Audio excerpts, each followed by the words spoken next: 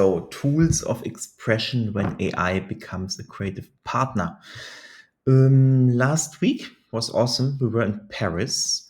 We gave an AI workshop at LVMH, which is kind of a really big company behind Louis Vuitton and Dior and all those other luxury things.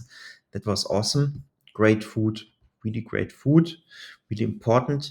And we means Tobias Rees, who runs a Lim AI studio, and he worked with Google and other Silicon Valley companies. He's a creative philosopher and has a great view about AI. I don't have too much time to talk about it, but most of all, he's a really nice guy.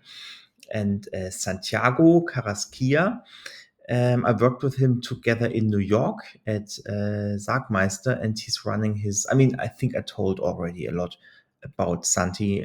He's running his studio in New York called Art Camp and is doing amazing work. And we collaborate since 2 years really often, and it's awesome.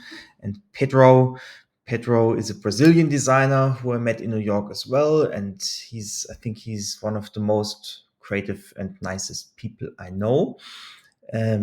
Yes, Paula was also there, who like super nice.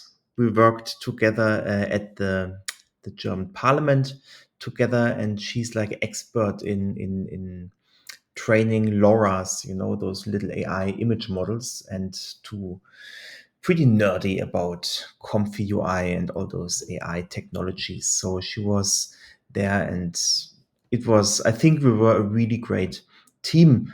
Yeah, that was awesome. I mean, just the five of us together in Paris for a week, giving that workshop, going to museums.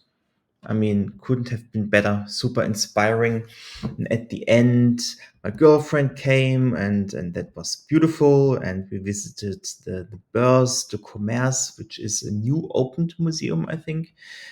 Great. If you're in Paris, check it out. I mean, the building and the exhibition, I think I should stop talking now. Now I'm in South Germany with my parents, and it's great weather. Good.